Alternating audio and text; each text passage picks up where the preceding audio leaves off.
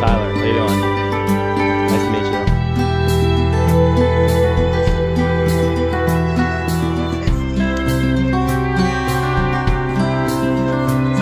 Thank you so much. I hope you guys load it up.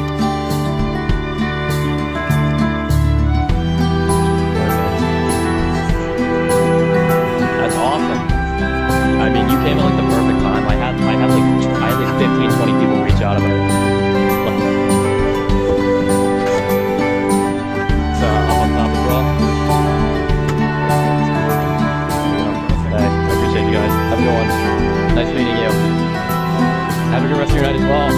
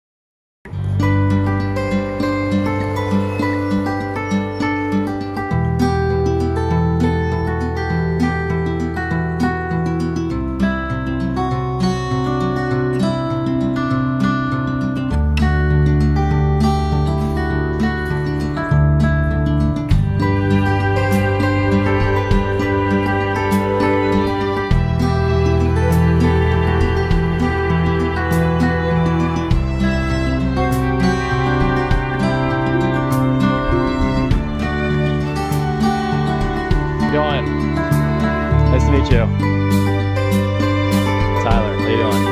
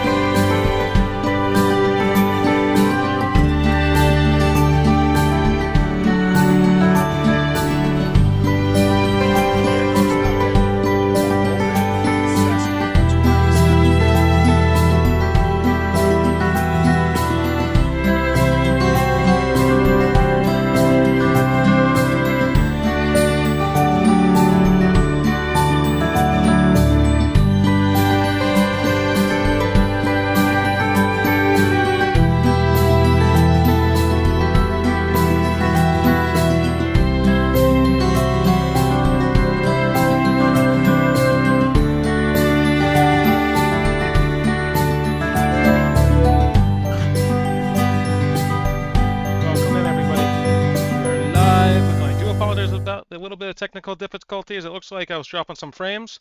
Hopefully it starts to stabilize. I did reboot the modem. Let me know if you guys can hear me okay, if everything's looking all right so we can get started. Hey, well, it looks like we got a bunch of new people in here. Welcome, Aquina. Welcome, Brian. Welcome, Vanessa. And I apologize about any names that I say wrong. Hello, Little Boski. Welcome in, welcome in. Hey, Deal Commander. Just want to make sure that you guys can see everything all right.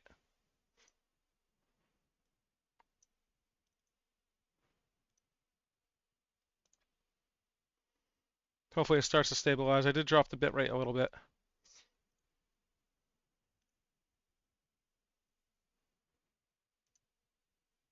All right, before we get started, a couple housekeeping items. I do want to thank Sean and Kathleen allowing us to meet. Do you have one open right now, Brian? Brian, I'm not sure if you have a ticket open, just respond in it and somebody will get to you shortly. Hey, appreciate that. Thank you for confirming that everything looks all right. All right, some quick housekeeping items. Sean and Kathleen allow us to meet twice a month, go over some of the important topics that we find fitting for our deal soldiers. I want to do a huge shout out. It's something that's unheard of from any other group, or it allows us to meet. You guys can ask live questions. This is a live webinar. I'll try to answer as many live questions as we can.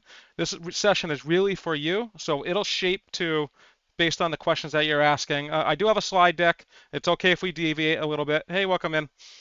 It's all right if we deviate a little bit, but what today's really going to cover, we're going to go over the reseller mindset. So last week we went over how to source deals, how to find deals. Today we're going to really go about the best way to offload them, how to sell them, how to make a profit. We're going to go over a little bit on the sourcing. Some things will be a little bit different. We are also going to focus on some of the FOMO items where you buy a limited edition item and you try to offload it quickly on eBay. We'll go over the pricing, how to find the proper price to sell something, how to compare that price with other sold items. We're going to go over some eBay tips, so we'll go over naming conventions, the best way to stage your eBay for the quickest sale possible. We'll go over some shipping strategies, return strategies. There's some pre-sale rules. If you're getting one of those limited release items that haven't released or you're buying through pre-sale, eBay does have some pre-sale rules that you have to abide by or they'll disable your account. We'll go over a little bit on the Facebook Marketplace, some tips and tricks for the Facebook Marketplace, and then some tips and tricks if you're cross-platforming. And what cross-platform sales mean is you list it on eBay, you list it on Facebook, you list it on Mercari. You cross-list a single item across many, and then as soon as it sells, you delist it from the other ones, and then we'll go a little bit over on how to scale up. As I mentioned, it is a live webinar. Go ahead and drop any questions that you have. We have a full staff in here in the chat with us, as well as I'll try to answer as many as we can live. So the two main platforms that I'm going to focus on today is going to be eBay and Facebook Marketplace. The benefits of eBay is you have that nationwide reach. You can ship it anywhere. eBay allows you to even do international. One of the caveats of eBay, and everybody knows this, is the 13% fees that they take on every sale. I think it's like 13.5%. It still makes it worth it. I still make a huge profit off eBay, so I'm not going to complain. If those fees were a little bit less, I'd be a little bit happier, but it is what it is. We have Facebook Marketplace. What's great about Facebook Marketplace is those heavy items. It'll help you find local buyers. Most of the time, they always pay cash, Venmo, or Zelle, and there's going to be no additional fees. Facebook doesn't charge anything for meeting up with somebody and selling it. So what is reselling? So reselling really is buying an item at a lower price and then making a profit off it. You probably heard of the buzzword retail arbitrage. Basically, that's exactly what it is. It's buying low, selling high. You're finding the value that others probably missed while they were shopping Walmart or shopping Home Depot, or even not really realizing an item is limited release. So the formula, real simple, profit is going to be the sale price minus any of your fees. So that's cost, shipping material, shipping cost, supplies. It's going to be all in. So it's going to be your sale price minus all your fees. And like I said, take account in for that 13.5% for eBay. And then always keep track of what's selling, what your profit margins are. I typically aim for a 30 to 50% return on investment. I know some people either go higher or lower based on the bulk that they're able to buy. A lot of the items that I'm buying, I'm looking to sell as quick as possible to free that money up to go invest it in something else. So keys to success. Obviously, knowledge is money. We've been hearing that our whole life. Learning what's selling is going to help you out. You'll know. I can pretty much buy something and estimate the timeline of that item selling. Speed definitely matters. The faster you source it, the faster you list it, the faster it'll get bought and you can ship it out. Consistency, always list daily, source weekly, always keep buying and selling, keeping the money moving. The more sales on your eBay account, the more reviews you're going to get, especially with eBay pushing out the new review system, where if somebody doesn't leave any comment or any review after, I believe it's 30 days after they purchased, it'll automatically leave you a positive review. And then track everything, make sure the numbers work, make sure you're making a profit. Nobody's in this business to lose money. And then communicate. Make sure that communication barrier with your sellers or with your buyers. If somebody reaches out to eBay, respond to them as soon as you can. Somebody reaches out to you on Facebook Marketplace, reach out to them as soon as you can. Always be direct. Always be directly to the point. Keep throwing the ball in their court. That way they're not waiting on anything for you.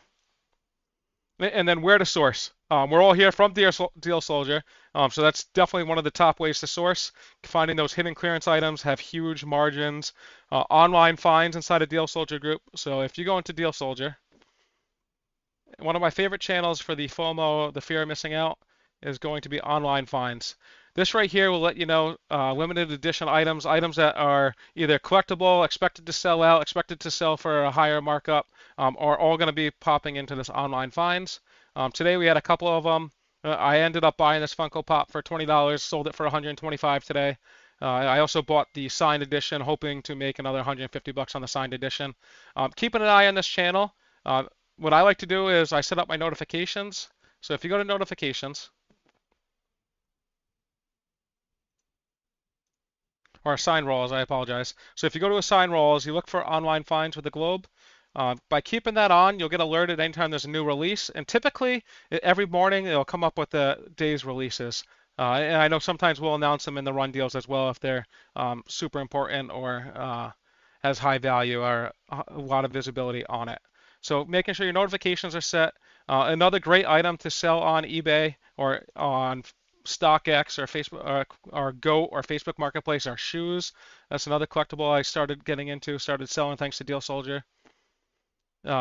Liquidation pallets. I've seen some people go out buy pallets. I've tried it. I have only ever broke even. I probably didn't buy the right pallets. If anybody has ideas on the best way to find the liquidation pallets, I'm open to it. Online arbitrage, or even garage sales estates. I can tell you a couple times I went to a garage sale. Sporting equipment is one of the things I keep my eye on. Baseball bats, hockey gear, anything that's in that middle school to high school typically sells well because they age out of it very quick, as well as it's usually in good condition. So I look for that stuff. I ended up buying 3 baseball bats for $1 a piece. 2 of them sold for over $175, and then I got 2 still sitting. So what you're going to look for, so the best items that are going to sell online are really going to be those name brand items that you're probably going to look for. Nike, Apple, Lego, Sony, Bose, any of that name brand, Ryobi, Mitsubishi. It's going to be that name brand items that are going to sell quicker. That doesn't mean the other items don't sell. It just means those are going to be the items that are going to take off the fastest, that are going to cycle through your pockets quicker. Discounted items, so items that are discontinued items no longer in stores. You'll see a lot of this after Christmas time. Body soap is one of the things that clearance out down to 30, 50 cents. Deodorant. We got a ton of candles that were discontinued after Christmas. Easter items after the holiday. When they start discontinuing them, either there's going to be that need or the collection for them where somebody just absolutely needs that scent, or there's going to be somebody that's just really into it for the following year. So if you ended up buying any of those discontinued items, they can no longer go to the store to source it, so they have to come to you. They have to come to eBay, Mercari, or Facebook Marketplace to buy those items. As well as the seasonal items, I kind of touched a little bit on that. Even before, so Home Depot, a lot of times the Christmas items sell for a good profit. If you buy that early, if you start looking at the Christmas items in October, a lot of times you can offload that in November for double or 3 times the amount just because of the need for those Christmas items, and Home Depot sells out very quickly. And complete sets. So if you're a Hot Wheels collector and you have a complete set of those items, it's going to sell better, or it's going to sell for more than if you only had the one chase item. So you're able to bundle that together, charge a higher price, and offload the complete set for more. As well as niche items, items that collectors are looking to pay a premium. Like today, I talked about these Funko Pops, and I can show you. Let's go to the online finds. And I apologize about the dogs in the background. My kids are coming in from the school. So this right here, this Funko Pop, This was one of the collector items. I think with shipping and everything, I paid $28 for it and sold it today on eBay for 125. When you can find this niche collector or an item like that, it's gonna offload more, especially if it's a limited edition item that they only make so many of. So what to avoid? Red flags, oversaturated items, items where there's a lot of listings on it, and we'll go through this when we go through an eBay sample, but items that there's a lot of listings on it but not a lot of sales, so that means there's no traction, it's going to be really slow to move if it moves at all. No recent sales history, that's another red flag. Unless it's a pre-sale release and there's no sales history, I typically avoid the items. Heavy items, just because of the cost to ship it. If you're buying the heavy items, I typically sell those on Facebook Marketplace. I picked up a ton of what did I pick up? A ton of fire pits, a ton of grills this season, and all those are starting to get looked at from Facebook Marketplace, which is awesome. Restricted brands on eBay, there's not many of them, but stay away from the restricted brands and counterfeits. I don't sell any counterfeits. Once you start knowing what to look for or fakes, I mean, a lot of us source from the same places, Home Depot, Walmart, Target. We don't have to worry so much about counterfeits. But if you're at garage sales, just keep an eye on any counterfeits. You don't want to list those on eBay. And if you unfortunately get caught, you didn't know. It's really in you to do the best research according to eBay, so they may disable or limit your account. So the comp process. So eBay, you're going to search the exact item, and I'll give you an example of one because I got to list one today anyway. You search the exact item. We're going to filter by sold complete. We're going to look at the current, what's selling, and the last sold, and I'm going to look for the calculate any of my fees. So let's go into it. So I went to Home Depot. I picked up this Ryobi cordless edger. When I open up this in Home Depot, I'm going to take this item name, or I can even take the SKU a lot of times. Let's go take the SKU and search it in eBay. See if it shows up. We'll do UPC. So hop into eBay, paste that in here. So looking, I already see a ton of them. These are open box. So now let's sort by what I have. So I have a new item.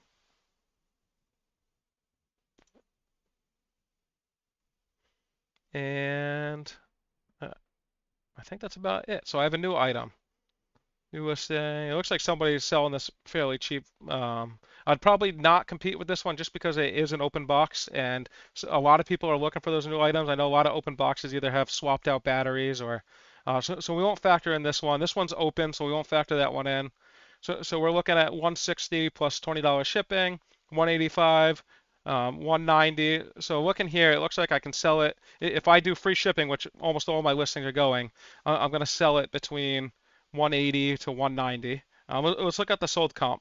See if those numbers check out. So all I did was I went to the bottom. I did sold items. This will show you all the recent sold items. Let's go. Let's see. So we are still looking for new. I see one that sold for 120 a week ago.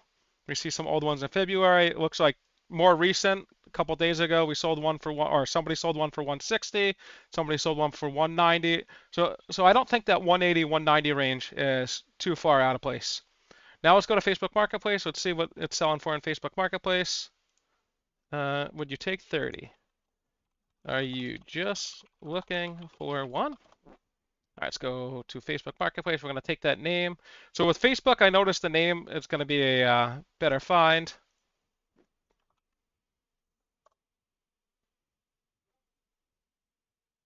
So looking at my area, I see people listed it for 200, 180. They're just selling the battery for 80.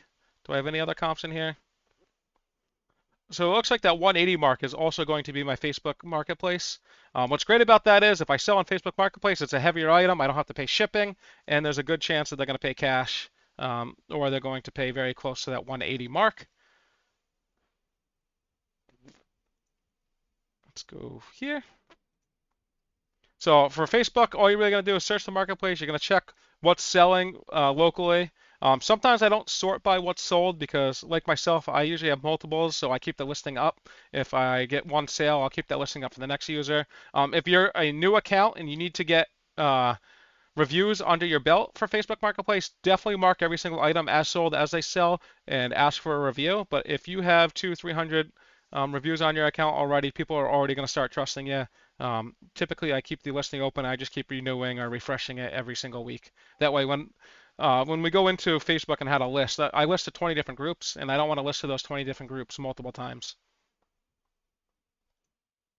So reading the market, if you see 10 plus sales in 30 days, there's a strong demand. There's a very good chance that those items are going to get offloaded very quickly.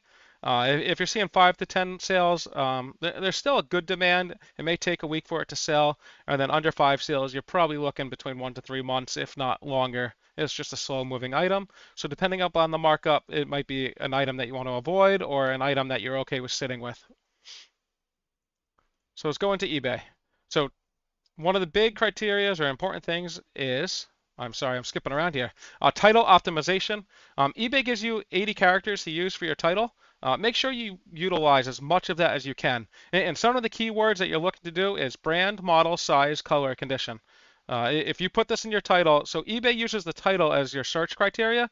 So as long as what they're searching for matches some of those items, there's a good chance that your item is going to show up in that listing.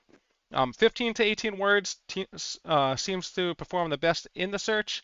And then you got these super power words, as I call them. So if you put new in there, a lot of people are looking for new, sealed, authentic, vintage, depending on the item, rare, ships fast. These are all buzzwords that help your sale move quicker. So taking a look at the Ryobi, let's go here. Let's go ahead and list this on eBay real quick. So what I'm going to do is I'm going to take a sold item. I'm going to do sell one like this. Now I know and that was 160 and that was an open box that we just clicked. Now I know that these keywords work because somebody else used this and it worked for them. A little bit different. So mine comes with the battery and so I can probably ask for a little bit more too. Let's find one let's sell one like this one. Here we go. So I had the Ryobi, so I'm taking part of theirs, but what I want to do is I still have more characters here. I got 6 more characters. So let's put the new right in the title. That uses all 80 characters. I have the model, what it is, that it comes with the battery and the charger. These are all buzzwords that somebody's going to search on. Subtitle, don't waste your money on that. It doesn't really boost your listing. And then for the item specifics, you want to add as much information as you have.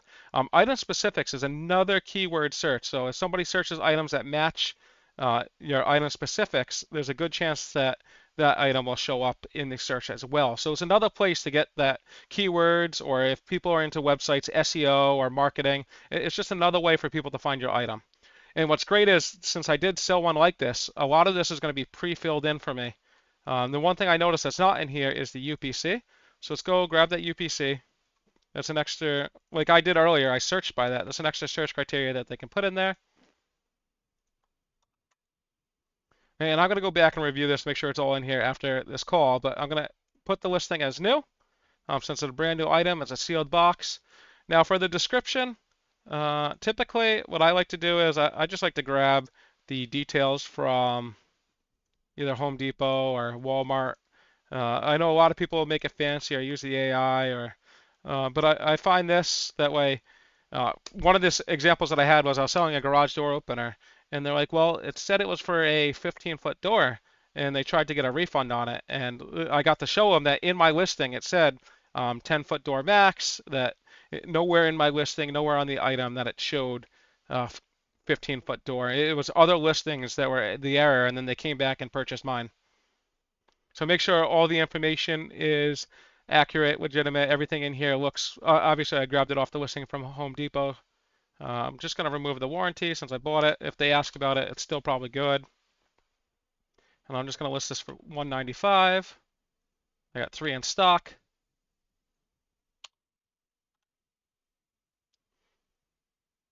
I won't allow offers yet. So one of the key things is start it high. If you notice that there's no traction or it's not getting any views or nobody's even interested in the item, then you can start dropping it down, or you can start opening yourself up to offers. Allow people to go ahead and say, make you an offer on the item. I'm going to throw this to 1-day priority, and I'll show you why shortly. If you know the packaging, the dimensions, put this in here. I'll come back and put this in after. And the other huge important thing that I recommend everybody do, go ahead and promote your listing. They're going to give you a high rate. They're going to say that 12 to 15% typically. What I recommend to everybody is set this to 2%. What this allows it to do is it's the minimum that they require to promote your listing, but by you promoting your listing, it allows your listing to show up multiple times in a single search. So say if I listed this without the promotion, somebody's searching this Ryobi, it's just going to be in the body of the Ryobi search. But if I did promote my listing, it'll be at the top of the Ryobi search and it'll be lower in the search. So that way, if they keep scrolling, they're going to come across me again. It's just another chance for them to purchase that item. And then I'm going to list it.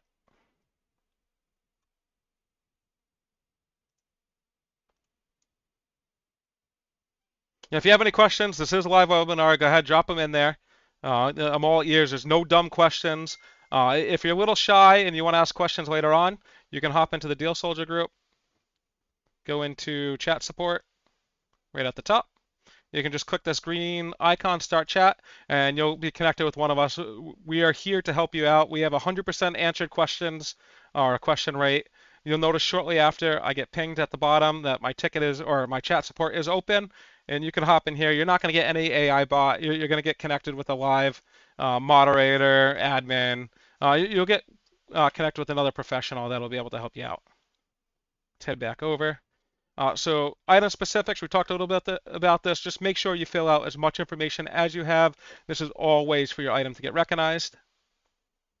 So photos. I listed my photo, or I listed my listing without photos. So let's go a little bit over photos. So photos, I recommend 6 to 12 photos. If it's a used item, you have to use actual photos of the item. If it's a brand new item, it is okay to use stock photos. I know a lot of people use the stock photos first and then put the photos of the box after. Facebook's going to be a little bit different. We'll talk about Facebook. Just to make sure you use as many photos as you can, show all angles if possible, keep the background clean, keep the lighting great, and include labels. Think about if you were going to shop on eBay. You're going to skip over the dark, dingy photos, the ones that make it look like, it's set in a mildew garage, or you want to keep it as professional and you want to get somebody excited to purchase it. What I'll do is I'll go ahead and grab the photos from the stock photos for this. Download them all.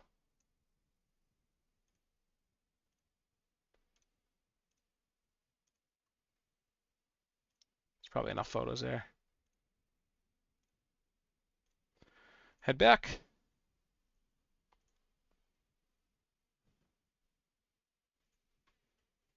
Select all the photos. Put that one.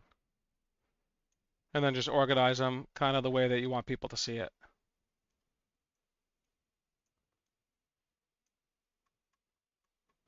Now let me list that. Sorry about that. List. So pre-sale rules. Now this happens if you purchase an item. It's say it was a limited release. It's dropping or it's being released today at 2 o'clock for pre-sale, and it's going to ship out at the end of the month. This is where the pre-sale rules are going to come into play. An item that's not physically in your hand, you purchased it in a pre-sale. It hasn't been released to the public yet. Here's some key things that you want to keep an eye out for. So for eBay, if it's pre-sale, you cannot list it unless you're able to ship it within 30-day window. So if you're able to receive that item within 30 days and ship it out in the 30 days, you can go ahead and post it. If not, then you're going to have to wait until either you get tracking notification or closer to that release date that it's within that 30-day window. Pre-sale must be in the title and description. Include the exact shipping date if you know it, or ballpark the shipping date if you have an idea of the week or the day that you're going to receive it. Set extended handling time in your settings, and then just list no more than 6 weeks out. And I'll show you an example today. Facebook, sorry, eBay. So my listing's live. Let's go back. Sold item.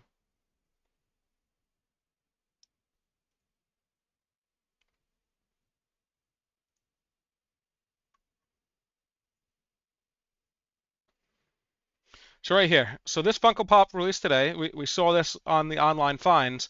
You're going to notice I put as much information at the top as I could, as well as the pre-sale tag. So eBay does require this since it's not shipping out for a few days, or I think it ships out next week. Let's go into the original listing. And then I marked this is a pre-order, will ship the day it's received.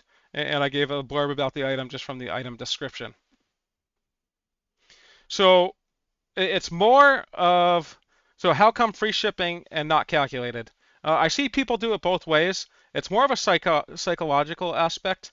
I offer free shipping because 9 out of 10 people don't want to think about what the shipping cost is. They don't want an extra expense. They just want to see what the price is in a full picture. So what I do is I kind of ballpark of what the shipping is going to be, and I make sure that's built into the price. They're going to pay the same price for me regardless if I were to have them pay for shipping or if I built it into free shipping. It's just there's a good chance that somebody's going to buy the free shipping over the non-free shipping, even if the non-free shipping is cheaper. Exactly what 1130 said. It's going to get you that more views.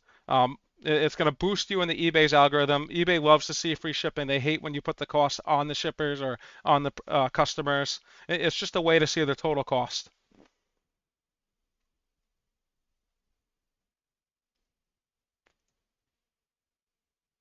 So in-hand power keywords.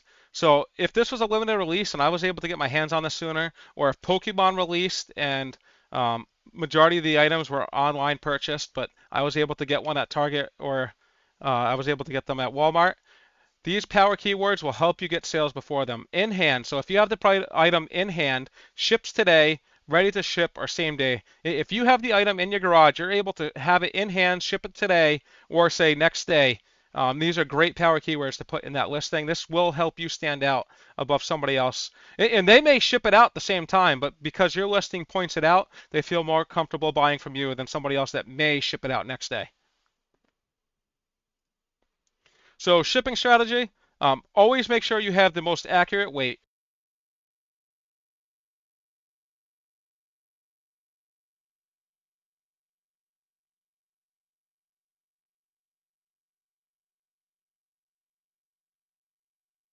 There we go, my voice is back. Because I dropped frames, I shut off the music so it doesn't keep my headset live. All right, so always weigh and measure before you're listing. Make sure you have the proper weight. This is going to help you calculate your shipping costs.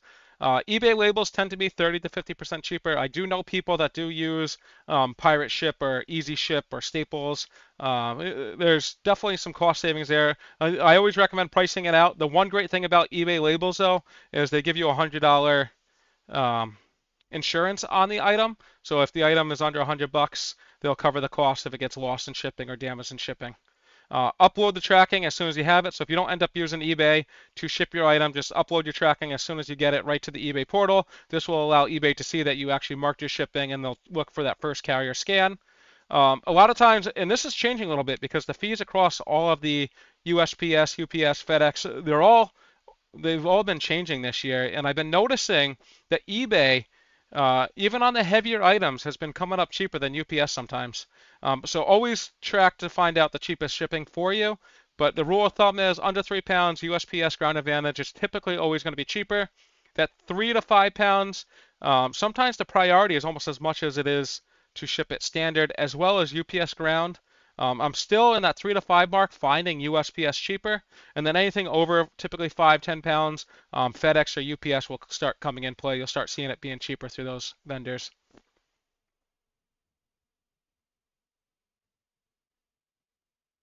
Yeah, I get that, but huge difference in prices I've seen. Just started eBay 2 weeks ago, still using calculated shipping, and scared to lose a bunch. What are you scared to lose a bunch? A bunch of sales, or?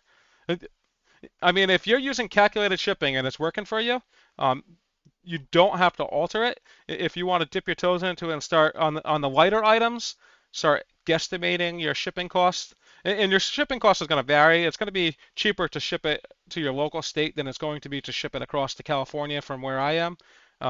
But typically the ballpark range for me, I can pretty much ballpark it within a few dollars of what my shipping cost will be. So return strategies. There's a couple advantages. eBay has a couple different programs. They have standard seller. I'll show you where that is. So if you go into your eBay, go into selling, performance, seller levels. So there's a couple different ranks for eBay. So they have, I forgot what the first level is, but then there's above standard, top rated, and then top rated plus. and each of them have a little bit different benefits. So let's go back to that slide here. So if you're a top-rated seller, they'll push your listings a little bit more than the above standard. I believe one of the advantages, and we'll go over this in a little bit about the different levels, but no returns are required if you're a top-rated seller. You'll still get the advantages of it. Now, top-rated plus, it's going to be a per listing opt-in, so you don't have to opt in. As long as you have 1 day handling, you're a top-rated plus, and you have free returns within the 30 days, they actually give you 10% off the fees. So there's a little bit of discount if you're a top-rated plus. And then things, so we're talking about returns. So what if I was a top-rated plus, and what should I actually offer free returns on? So a lot of the things that free returns work on is the collectibles vintage. Very rarely somebody's going to return one of their collectibles or vintage. They bought that for a reason. Books, media, a lot of times if somebody's buying this, they have an imminent need for it. Home goods, they're typically using as furniture. Very rarely that's going to get shipped back. Items over $100, it gives some peace of mind. I'd be a little cautious on that, depending on the item. And then high margin, so if it's okay for you to eat a little bit of a cost to get the 10% fee bonus, or that's also another great way to market. A lot of times, I mean, you think you have thousands of dollars or $1,000 in fees for the year, and you get that 10% discount. That's $100 in fees that you save. That basically goes back in your pocket. That will maybe cover one or two of the returns that somebody needed. Where you want to skip the free returns is clothing and shoes.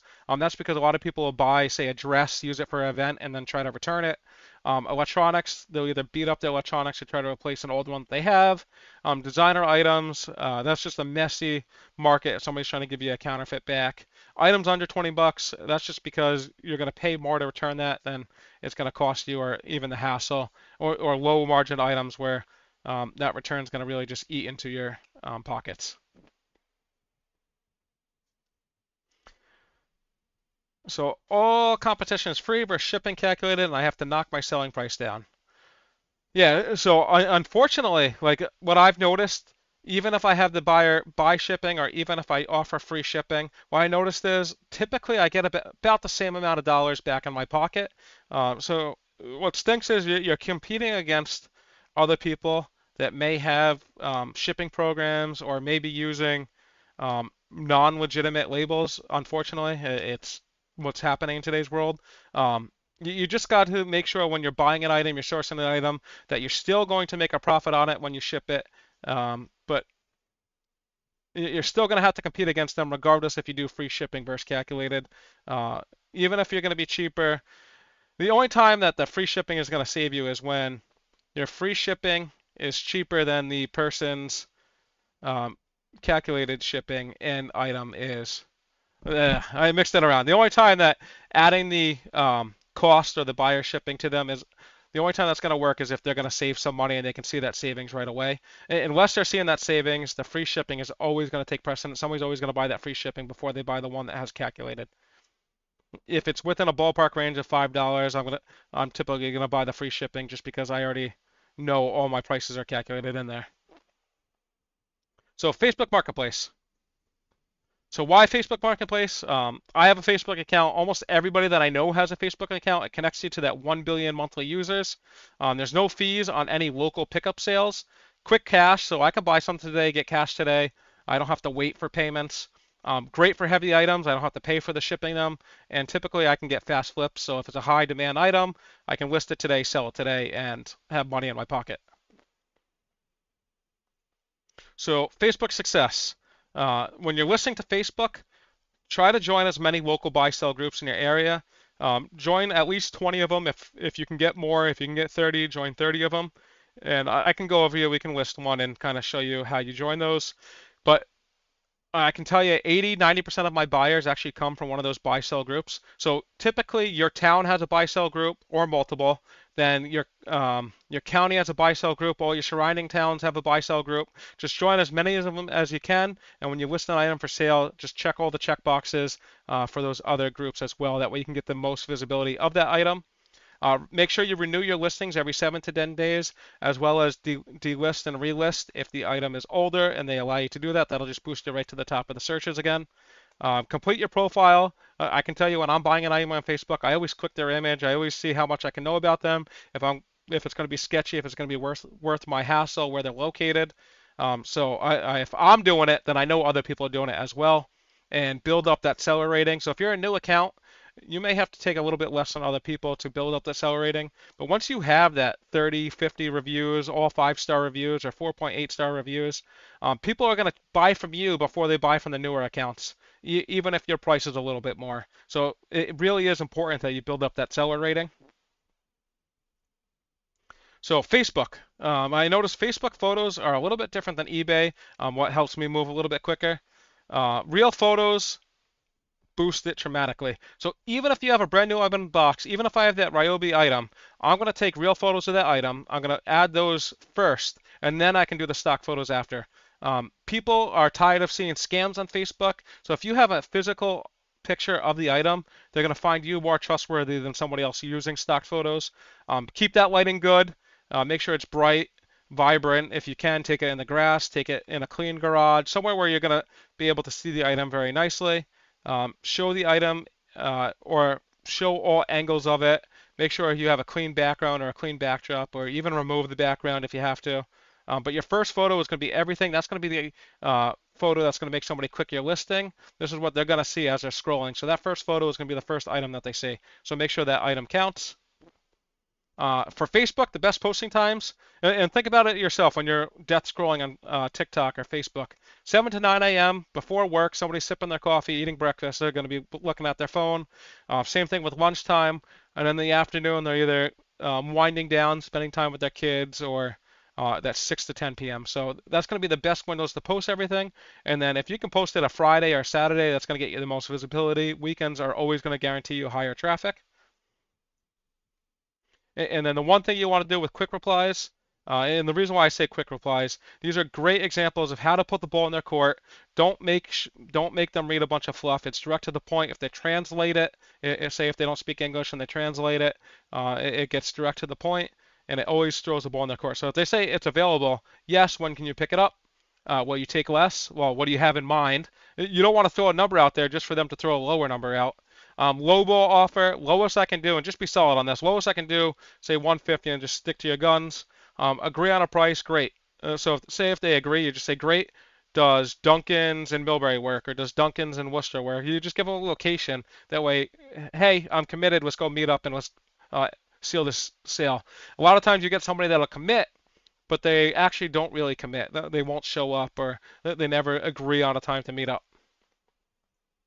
So Facebook safety, always meet in public, well-lit areas. A lot of the police stations will have, they used to call them like Craigslist drop-offs, but now I believe they changed it just to, I can't remember what my town calls it, but they usually have like a camera on 2 parking spots. That way you can make a transaction.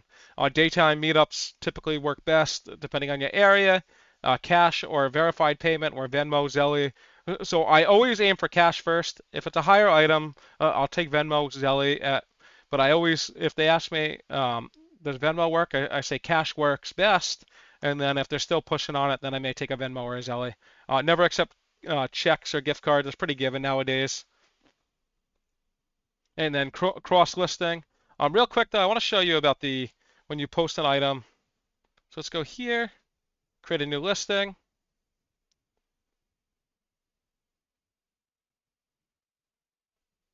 Item for sale. I'm just going to add the generic pictures because that's all I have right now. I would definitely recommend going outside, taking pictures, or in your garage or wherever it's stored, taking pictures of the item.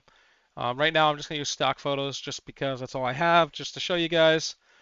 For the title, I'm going to do the same thing. I'm just going to take that Ryobi. I'll put new first.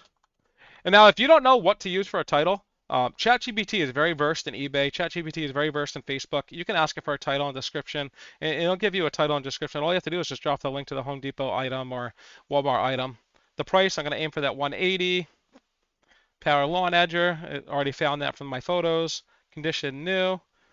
Description, I'm just going to do the same thing I did before. A few more details. I'm just going to take the highlights of this. This is probably too long of a listing. Like I said, you can just go to ChatGPT if you want to do it quickly and you have a bunch to post. I can just take the item, share description for Facebook Marketplace post, and just add the link. And ChatGPT is versed enough to go to Home Depot, find about the item, and then give you a description that may work best for for Facebook or eBay. And you tell it what marketplace are you going for. It will do it differently for each one. I'm just going to take this beginning right here. Even tells you a title that they recommend using. I already have the title in there. So I'm going to swap out all that. This looks way cleaner if somebody's browsing your item than all that jumbo. So it's a lawn edger, battery, green. And as before, fill out as much information as you have. So the SKU, I'm just going to go back, grab that SKU. What I'm going to do is I'm actually just going to grab the model number. Hit next. Now this is what I wanted to show you. Right after you click next, I'm just going to do door-to-door pickup or meetup next. And this is what you want to do. You want to join as many buy-sell groups. So I have my town, I have surrounding towns buy-sell groups. I'm just going to check them off. That way when I post this item, it'll post it to these channels as well. Hit publish. And that's all it takes to post an item on Facebook. Very easy. Let's head back. So cross-platforming. So now that I listed this item on eBay and I listed it on Facebook, I want to keep track of how many sell. So if I sell 2 on Facebook, I need to go back to eBay and lower that item quantity by 2 just so I can keep track and I don't oversell my inventory. Facebook first, especially with the heavy items, I'm going to always hope for that Facebook sale first. And then eBay, especially if it's a rare niche item, will actually do better than Facebook does. So if you have a rare item, it's going to reach out to a global, like that Funko Pop will sell better on eBay than it would sell on Facebook Marketplace in my area. When one sells, and I've been guilty for this, I haven't done it before, and I had to cancel an eBay listing because of it. When an item sells, just make sure you delist it from the other platform, and then track where it sells. Like I said, always keep track of your numbers, keep track of, make sure the numbers always work for you. You're not in this to lose money. So what sells best where? And I kind of hinted on this. So for eBay, that collectible vintage, the niche rare, small, easy to ship items, any brand name clothing. I actually started selling shoes on eBay, and I've been getting a higher profit than if I were to sell it on StockX. For some reason, some people just don't like to buy from StockX, or StockX actually has almost similar fees, if not higher, in electronics. And what's going to be better on that Facebook is going to be that furniture, large items, exercise equipment. I know a lot of times we've been posting weights for very cheap. Great place to offload them is on Facebook, and they move very quickly. Any of the kid items or stuff, or any of the local only items. So we talked about this top-rated seller goals. To get a top-rated seller, you got to have 100 more transactions, $100 or $1,000 within the last 12 months. Pretty easy to get once you start building your eBay account. Have a defect rate below 5%, have a late shipment rate under 3%, and make sure you upload your tracking on time, as long as that's 95%. If you meet this criteria, they'll mark you for top-rated seller, where you'll get extra boostings on your listings. The one thing about eBay is when you first start selling out, you typically don't get paid until the item arrives, and then you'll get paid the next day or after they leave a review. As soon as you build it, you'll actually become standard or above standard. Once you hit above standard, they'll actually pay you the next day of it sells, not even before it ships. So if I sold something today and I was above standard or better, there's a good chance that I can cash that money out tomorrow. Do we have any last minute questions before we wrap up for the night? I know I covered a lot. Like I said, you are never alone. You can hop in to the Deal Soldier group, open that chat support, and you'll be connected directly with somebody. I want to say most of our chats get answered to 2 minutes or less, and we have a 100% question answer rate. So 100% of the questions that get asked to us, we have answered. If you're just finding this video on YouTube and you want to learn more about Deal Soldier, there is a link in the video description. We do meet live twice a month. So the first week, every Wednesday, we talk about Deal Soldier, the group. We navigate Deal Soldier. We go over how to source items, how to buy items, where to buy, the Walmart clearance, Home Depot clearance, Lowe clearance.